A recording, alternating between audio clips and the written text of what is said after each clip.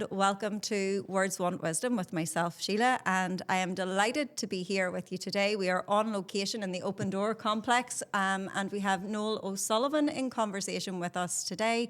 Noel, you are the Community and Development Officer. Okay, yes. and you I had to say that one slowly. Had to say that slowly. So thank you very much, Noel. You're welcome. So you and I both share, I suppose, the grand accolade of being blow-ins to Balahi. Although your accent is a wee bit of a giveaway, Noel, that you had a little bit further to travel to Balahi than I did. So tell us a little bit about yourself, where you're from, and your roots growing up in Cork, I think. Yeah, a small little village in East Cork called Shanagari. It would be close to Cloyne or Middleton. That people might recognise. Okay. From a big family, I have 7 brothers and 4 sisters. Okay. So quite a big family. And funny enough, don't have one uncle or aunt. Both my mother and my father were only children. Only children, okay. So we always thought it was a bit funny people talking about their aunts or uncles, and we didn't have any. But they certainly made sure that their grandchildren were going to have plenty of aunts and uncles. Yeah, absolutely. So I'm the second youngest. So a lot of times my older brothers or sisters would almost be like aunts, because they would be a good bit older than me. Okay. So are you a 7th son? Then? Yes, I'm a 7th son. Okay. Don't have any special powers. No. Okay. And that's not going to happen. This podcast was going to take a whole other road there. Right. 4 sons. I thought we were going something here. I was like, my goodness. Okay. Yeah, so small village, I suppose, back when I was younger, it was the chapel, the GAA school, and we had an American guy who used to run a boxing club, was a sort of central part of the little village as well. So pretty tight-knit. And everybody knew each other. It's really then a home from home. Yeah. The only difference, I think, to the best of my knowledge, there's no boxing club here in Balahi yet. Yeah, I think maybe that's something that you're going to bring in your role as community development officer. I've got enough on my plate. Okay. But yeah, you're a busy man. Yeah, so it was a great life. We never had that much, because we're from a small farm, and my dad was. He was very convinced of his Catholic faith, he wasn't one to really argue it. Okay. He's very strong. I think I was probably. My mum and dad were probably cut from the same cloth as well. That was like faith and family were 2 huge anchors and cornerstones in my upbringing as well. Absolutely, mother. Still is probably almost a living saint, to put up with all of us That's children. such a lovely thing to say about your mum. She's such a lovely tribute. Yeah, she's like a really good example of a good Catholic, good Christian, and she's probably my biggest influence. Oh, that's beautiful. Absolutely lovely. And I would say the same, when I think, so even in school, when I'm saying to young people, to think about their role models and they're going away to write a speech about this, that or the other. Some of them will do the usual thing about celebrities or famous people or influencers and things like that. But it's unbelievable the number of young people who come back and say their mum or their dad or their granny. I know. I think you could be disappointed by some of the role models, in society. Well, you definitely will be. But it's lovely to think that that's a thread that really is coming through, the generations. Absolutely. And I like to think that maybe one of my children or one of your children might in years to come say something similar about us as well. But, absolutely. We'll live and see. My mother always said to me, like, her biggest role was passing on the faith, so that resonates quite a bit, Well, I would very much as a mummy agree with that, hand on heart. And you do your best. Yeah. And I think that all you can do is plant a seed. Yes. And let it flourish and see where it goes. It's always rooted there, I think. Absolutely, definitely. Sometimes. I don't know if you know this, I don't know why you should know this either, but just thinking that we have so much in common because obviously I said I'm a blow-in, although I just blew across the bridge from Antrim. Don't hold that against me. I think if you're particularly in Derry here, sport is such a big thing, so there's a lot of rivalry there. So I'm not sure what the dynamic is. I know about Tyrone now, between Derry and Tyrone. Yeah. But I spent about 10 years of my childhood in Kilkenny. Yeah, all right. And we would have gone down, and I don't think it's Cork, I think maybe it's Kerry, so a neighbouring county. We would have holidayed a lot in Inch Beach down there. And I have lots of lovely childhood memories from, you know, summers spent on the, you know, in the Republic as well. Speaking of sport, when I came up here first, I stayed with Rosemary's uncle.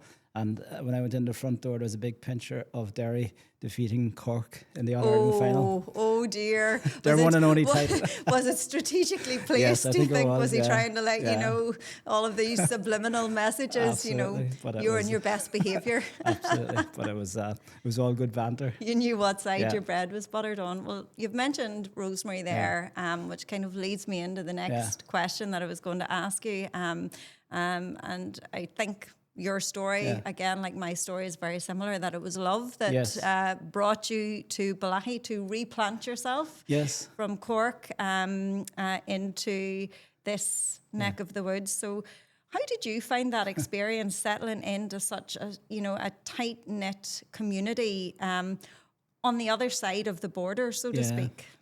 Very similar, actually. Well, Rosemary came down to Cork for 3 years to work, and then that's where we met. And then we came up here about 2000, so settling here. So it's very similar. Actually, when I came up here first, I lived in Belfast and Ravenhill Road, so that was a bit of a shock to the system.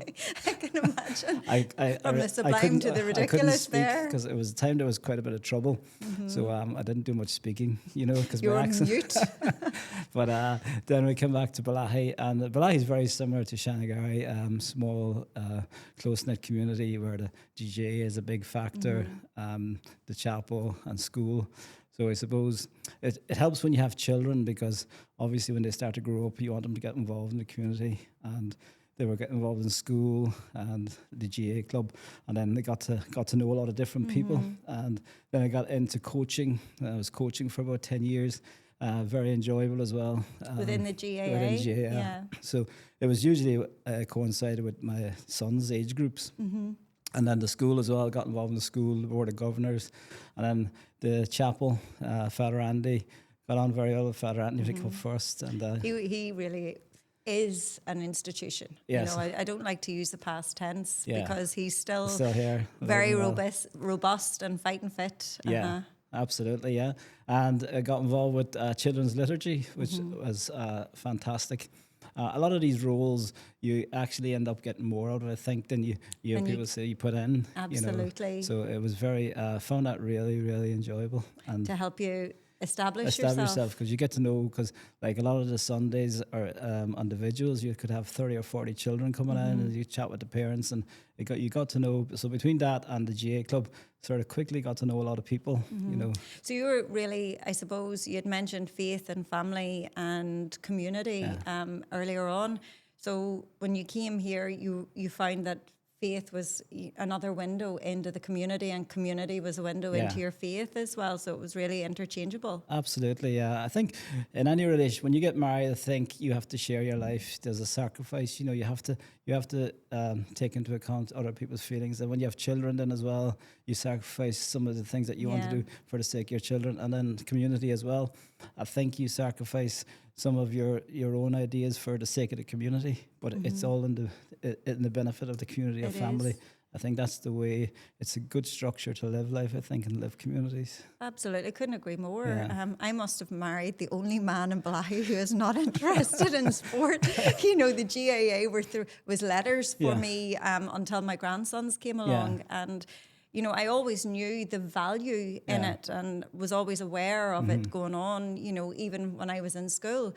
But when I just see what it offers the community through the lens of my grandsons who are now at fundamentals and training and things like that, it is an absolutely phenomenal institution. It really is. Absolutely. And it's very organisation. inviting. Yeah, and it's a very strong club at the moment, and there's lots of different dynamics there, different people involved in the club. And it's very educational for the children to, you know, to understand about competing in sports, how to lose properly, how to win properly. I think that's something that we we're nearly losing in the world around us, you Yeah. know, how to be a gracious loser. That it's Absolutely. not just about winning. Yes, that's what you're striving for. And if you win, that's great, that's Yeah. brilliant.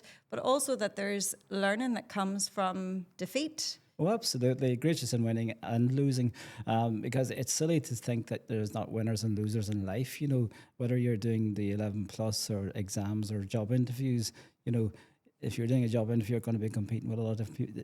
There's one person comes out on top, but you have to understand, you know, how to deal with that and how to get better and learn from it. You know, you learn a lot from when you lose. It's that resilience. Yeah, absolutely. And that's like a big phrase certainly in schools at the minute, how to be a resilient learner. Because children think that if they don't get full marks sometimes, you know, or if they are sitting on an A, but they're looking at that like a failure. Well, it's not an A star. It's an A, Yeah, you know, absolutely. it's brilliant. Oh, Celebrate absolutely. your success and use that hunger to motivate you to try and get that. But it's not just about perfection. Absolutely. I know you'll find this hard to believe, Noel, and I tell this to my husband all the time, but perfection doesn't exist, even though he might think. You're laughing a little bit too hard. John's going to edit this. Yes, and he's going to edit it in your favour. I know the way he works, but sure, that's it. So, in terms of kind of moving in, so the church, your faith community, the GAA really helped ease that process for you. Were there? I know we're all part of the same island, but were there any kind of, and I don't know if this is the right word, but it's the word I'm going to use anyway, cultural differences from the town that you grew up in to the town that you... There would have been, I suppose the accent is a big thing, you know, Absolutely. getting And that you right haven't lost first. it. Yeah. Well, sometimes it softens a little, but if I'm speaking to my mother on a Sunday night, the boy says your Cork accent is really strong when you're speaking to your mum.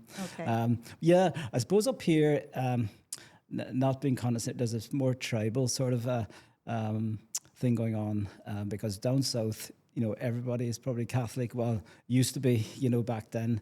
But now, I suppose, up in the north, especially when I came up here first, there was a lot of, you know, nationalist, unionist sort of things, and everybody was quite tribal. It's very seldom people cross that Rubicon. But I find it easy enough to cross the Rubicon, you know, because I suppose what's important to me for now is my faith, you know, and family. So I don't mind crossing the Rubicon if I'm backing up my faith. But that's probably the biggest thing is the tribal politics, you know, would have been a big thing. And it's just interesting that you've used the words tribal and politics and faith in the same sentence, because I think that certainly within the 6 counties, that is unique to any other kind of form of Christianity across the world anyway. And I'm open to people correcting me on this, but the issue isn't religion or a religious divide, because the tragedy of it all is, as Christians, we have far more that unites us than divides us. It's actually politics that separates us. And, you know, that's it. It comes down to a political allegiance rather than a religious allegiance. Absolutely. And I understand as well, you know, that there is a lot of hurt on both sides. Absolutely. You know, there's been a lot of people, you know, not a generation away that have been very, you know, hurt by what has happened in their families. So you have to be careful that you don't hurt any of that, you know. But I suppose... that's where our shared faith as Christians comes in to heal. Absolutely. You know, and I think that's to kind of bridge that hurt together, that's where, you know, the starting point, to me anyway, it seems sensible or logical that would be the because we're very similar. Like in the OpenDoor Complex here, we have a lot of people from both sides coming here, and we're very, very similar. The open door, everyone welcome. You know, and lovely people on both sides. And you know, once you get involved and there's a goal or you're trying to work on a project together, all that other stuff just goes away. You know, but then come sort of summertime or different events, it can rear its ugly head, flags and things like that. So I can understand it, but I suppose, you know, we can't use it to destroy our young people's future. You know, we remember and, you know, respect what happened in the past, but I think we have to give our young people the best to build a bridge together. Very much, I would agree with Absolutely. that. It's a really interesting conversation, and I think that could be a whole other podcast in Yeah. and of itself as Yeah. well. It's certainly too big of a subject to Yeah. be grappling with just in and of itself. Yeah. So there's a lovely segue there that it's almost like, Noel, that you're reading my mind here, which isn't an easy thing to do, I can tell you, because sometimes I'm not sure what's going on up here. You've said that you are, we get the idea that you are very heavily involved in the community. So at parish level, sporting, GAA, within your career and your job. Could you just maybe delve down, do a deeper dive for us into how your involvement in the community has really helped you to thrive so far away from your home place? Because, you're such a powerhouse of energy and productivity that it really is. You're thinking, my goodness, how do we keep up with this man? How do we keep him contained? A friend of mine says you're in everything but the Christmas crib. Yeah, so That's a compliment. Sometimes I feel a bit like that. I suppose everything you do, unless you give to it, you can't expect to get anything back. Yeah. Whether that be, it's the same as playing football, playing anything, or working. I would definitely have the mindset where you have to give 100%, and then you'll receive, and you always receive a lot more back. Once you get, like, even working here, people realize that you're honest and you're hardworking, and they want to jump on and help. So definitely that would be my feeling of the secret of my success is working very hard and try to distribute that sort of feeling around the place that we're all in it together. And as long as we work hard and we've got the right values in place, it will work out. And I don't mind the club, the chapel, the school. I suppose we're lucky in this area. It is tight knit, and we work pretty well together, and we all have the same goal. We want the best for our children, because everybody knows it can be difficult times for young people. But absolutely. Young people are very, very resourceful, and they're very, very good, most young people, I find, but sometimes they get led astray, and I think it's up to us to try and guide them in the right path. Have the bumpers on for them, just keep them in the right lane. I know, and you can mollycoddle them. You have to let them make their own mistakes, but if you said earlier, I think having that foundation, if you have the foundation, they can always come back, and if they have those core values, I think, you spoke earlier as well about, A stars, and I feel sorry for, this seems to be widespread at the minute. You have to have an A star. I know Rosemary and I, with our boys, we would have just pushed working hard, because everybody's different levels, and somebody can work extremely hard and never achieve an A star, but they can achieve a lot more, so it's great to get an A star, but I think the most important thing is to work hard, whether it's in the community or in your family, and you always find you get back a lot more when you give. When you're saying that, I'm smiling because of everything that you've said there. There's one thing that I can really relate to in that from my own experience, and that was, so obviously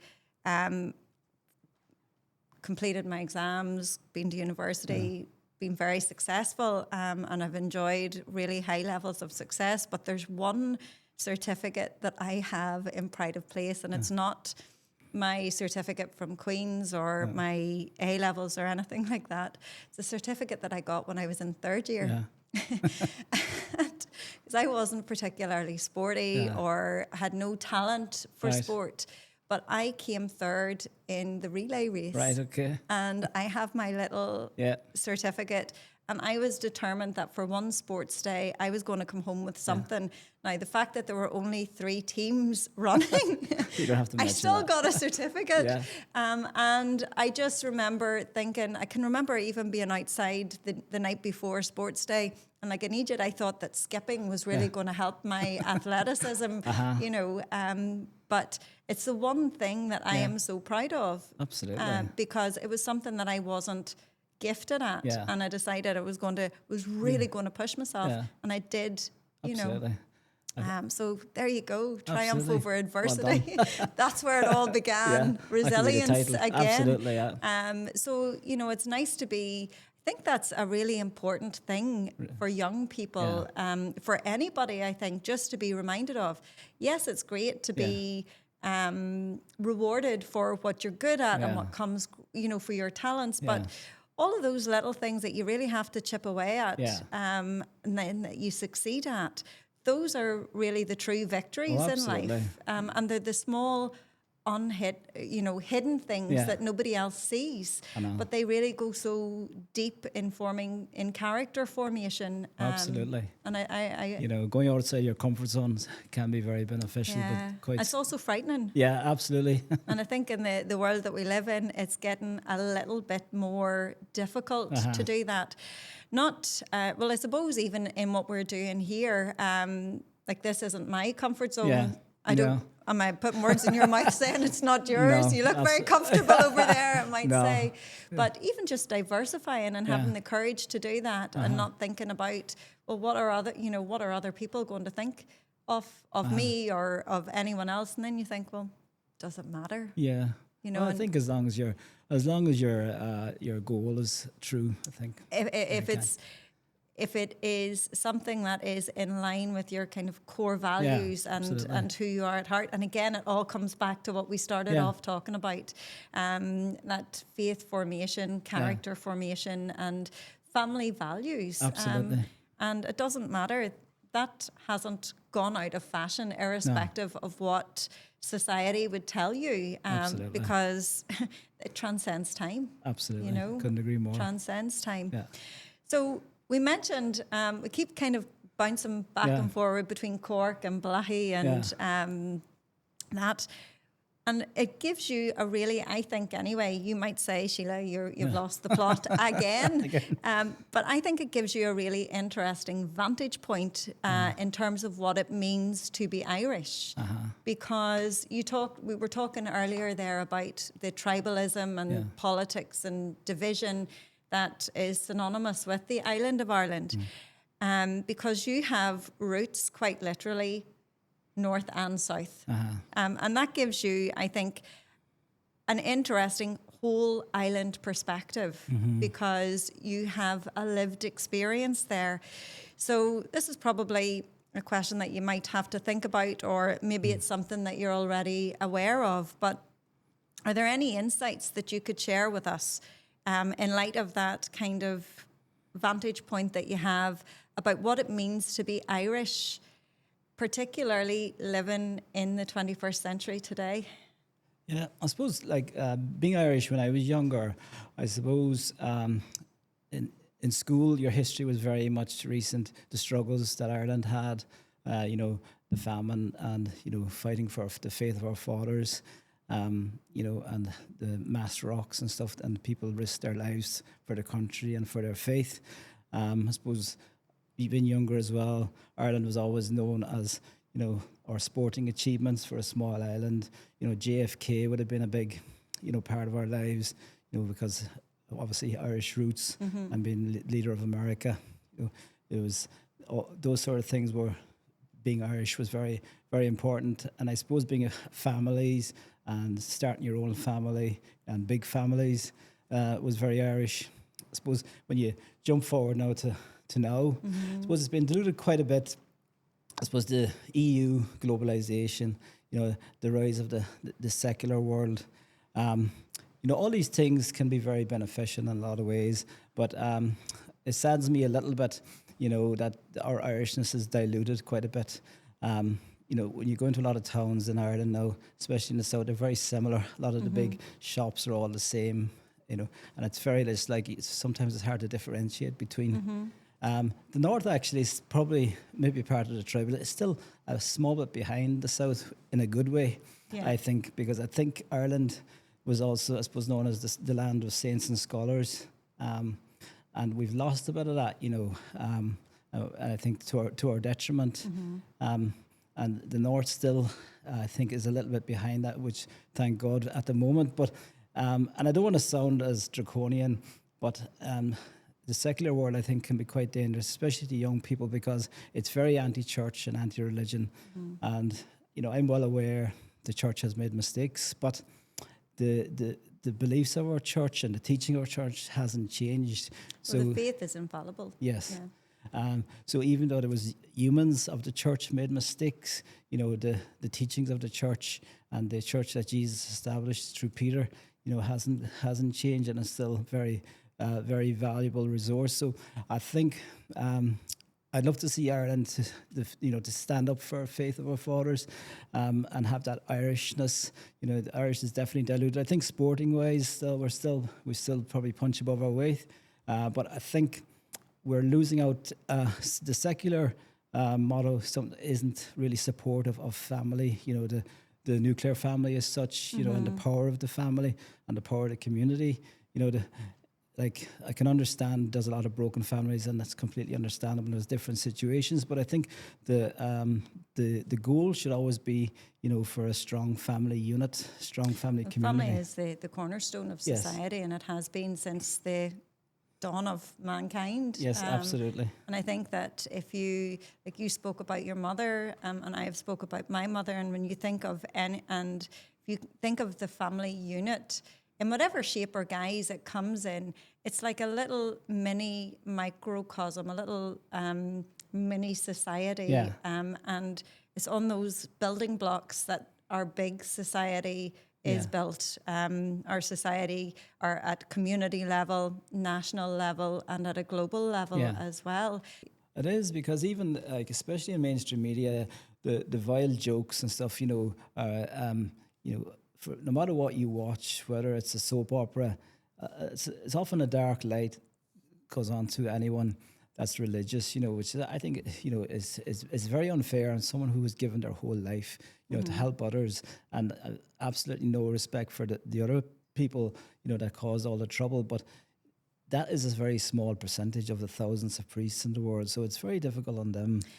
I absolutely agree, and I think that that's something that, just to come back to what we were saying here about living in Ireland in the 21st century, that kind of fall away from the faith, I don't know whether that has happened, whether that was in motion as this was all coming to the fore, or whether it kind of was as a result or a consequence of that, or a mix of both.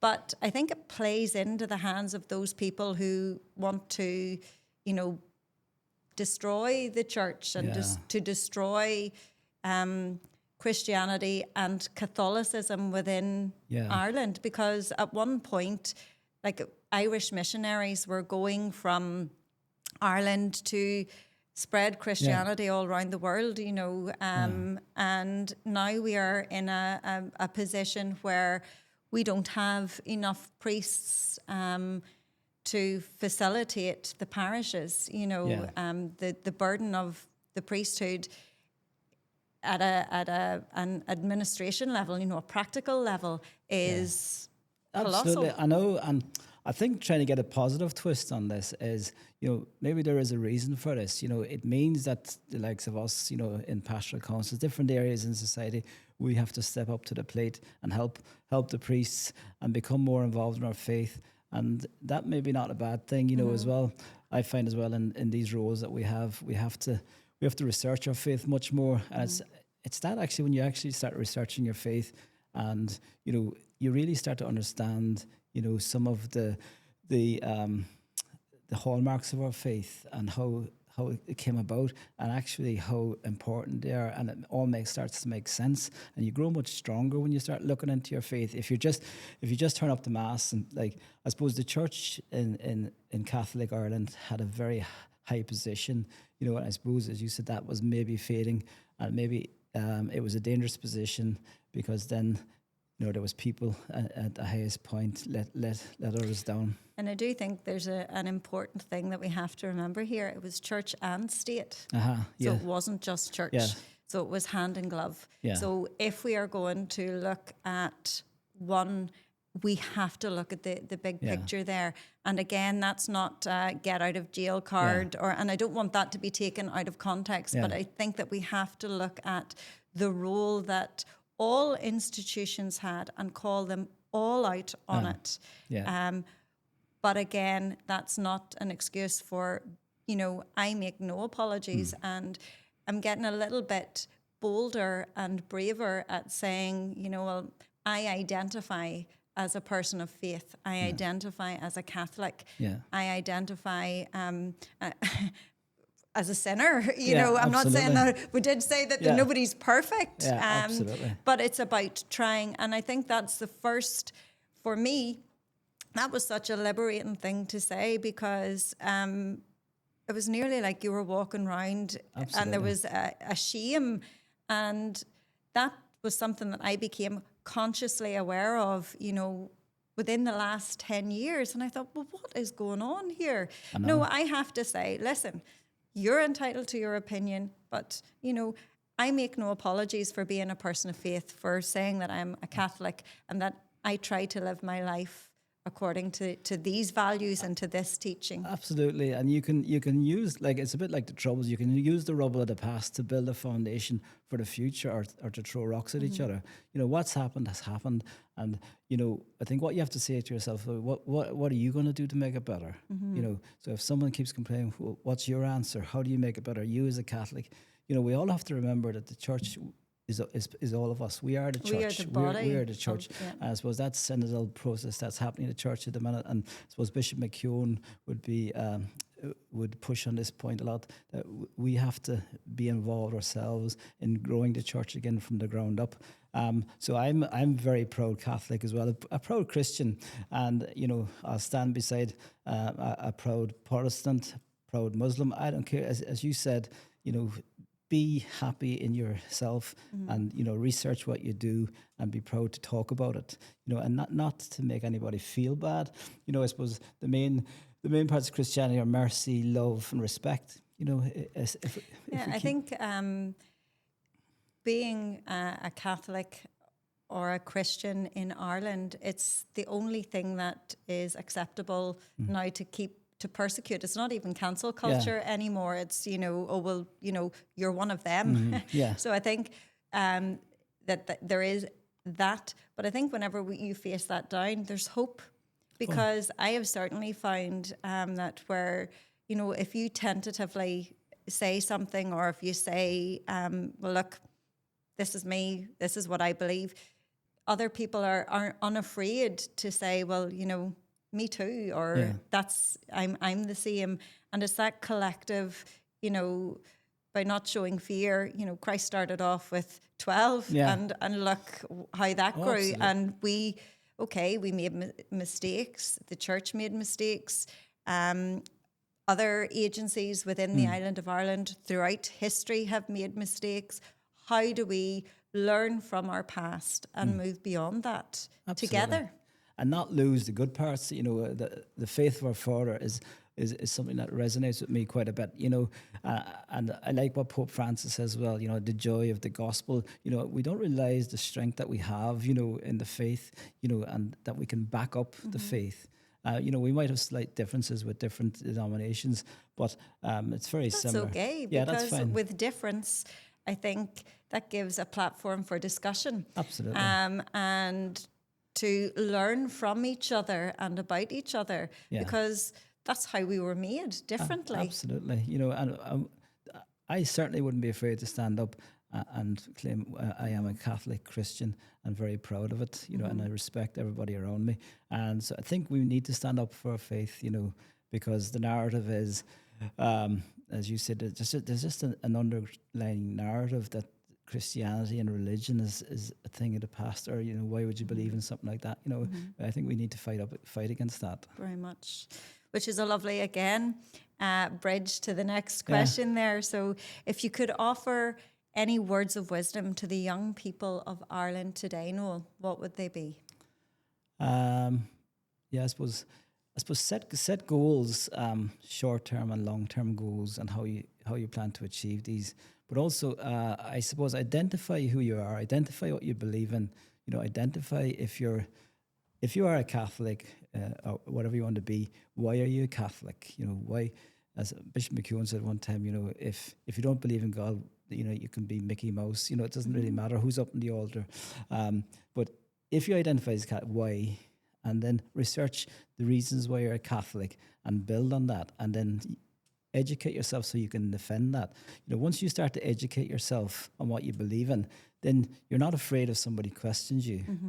And I don't think that's something that we're missing out on, is debate now, respectful debate amongst people. Oh, yes. And that's something that that any of my students will say, look, or I hope that they will testify to, is that it's okay to disagree. It's okay to agree to disagree. Everybody is entitled to air their opinion. But one of the things that I will not accept, and it's what you have just said there, if you're coming to me with an opinion, it's an informed opinion. Yeah. It's not a sound bite. Yeah. When if I say to you, okay, so how did you arrive at that? And you shrug your shoulders. Oh, it's something I saw on TikTok. That's not nearly good enough. So I think that, in terms of young people today, they're not really digging, they're not doing the deep dive into why they think it is, whether it is that they believe or they don't believe, or whether it's a different opinion beyond the sphere of faith. They're not actually asking, well, where they're not fact checking, I think, or kind of interrogating how they've arrived at this conclusion.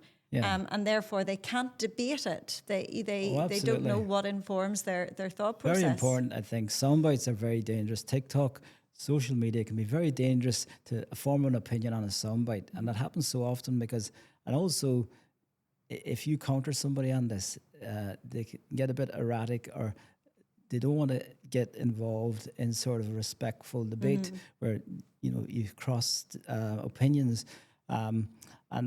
Once you ask 2 or 3 questions, they're lost. So it's very important to learn, and it can be a bit of an escape. People sometimes talk about the planet or global warming, and it's a bit of a get out of a jail card, because you can complain about the planet, but what are you doing about it? What are you doing in life? There's responsibility there. Yeah. So it's a bit crazy to complain about the planet, but then maybe not be working, not educated, or just giving up on life. What are you doing yourself to make this world a better place in yourself, your family, your community, and then you can start talking about the global warming, or these sort of things. So I think people need to look into themselves and say, what can I do? As JFK says, what can you do for your country? So I think that's important. And soundbites are, I think, a terrible, and mainstream media as well. Recently seems to have swayed an awful lot to one side.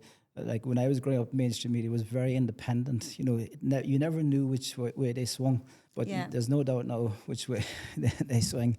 And I think that's a pity, because you're not giving the audience the chance to make up their own mind. If I think most political programs, whatever, there should be an independent questioner and one person from each side, and having respectful discussions, and then the audience can make up their mind. Well, that makes sense to me, or I believe in that. But I would really push young people to identify what they are and to educate themselves on why they believe what they believe. And I think they'll be surprised when they start to research how their faith will actually grow, because it's not till you start researching it and building it. It's like everything. Unless you put a bit of work into it, you're not going to get anything. And from I think that in your role, as a family man, as a father, in your role with the club and at community level, in your role here as community development officer, and the young people that you're working with, and I can kind of fill into that in terms of the young people that I work with throughout every year. They are so talented, so intelligent, so wonderful, and they have such potential. Oh, absolutely. They really, really do. And what I see time and time again is that they're nearly crying out for support, help, guidance, all of those things. Well, but there's not enough out. There's not. Am I right in saying, or I'm sure I'll hear about it if I'm not, but to come back to those family values, that kind of ground roots, to know who you are, to know what your family stands for, to know where you come from. Absolutely. To all of those things in the first 7 years of life are kind of all those seeds that are sown, and then you can, and you'll fall and make mistakes. You'll get things right, you'll get things wrong, but it's always having that solid foundation that I think really begins at home. And that's, again, I'm always saying to my pupils in school, I'm just one of many teachers that will pass through your life, but you're first and foremost, your constant teachers are your parents. Absolutely. And I think that's what we're lacking, I think, a lot in this area now is leaders, especially political leaders. My works with young people, I've noticed, and being a father as well, young people like black and white. They like to know what's wrong, what's right. They don't like this grey area. And then, like we said before, they can make up their mind, but black, if they want to go black or white, as regards what's right and wrong. But I notice political leaders, even probably priests as well, because they're probably still feeling they don't have that confidence probably from what we spoke of earlier, to stand up and say what they believe and what's right or wrong. The faith shouldn't be something that's hidden. Like when you think of if you believe in God, faith's quite important. Because what's it's the point? Essential. It's the Wi-Fi, that connection, absolutely, that you need, and it's free. Yeah, exactly. So you don't have to pay for it. It never blinks out at the wrong time. It's always there. Absolutely. And so why can't our political leaders speak about the faith? Speak about going to church or going to chapel. Speak about family life. They seem to be afraid now to offend. I don't know who they're not trying to offend, because, you're not really offending anybody talking about love, mercy, going to church, living a Christian life. And I think that's a big negative for society. You know what they would come back and say to you?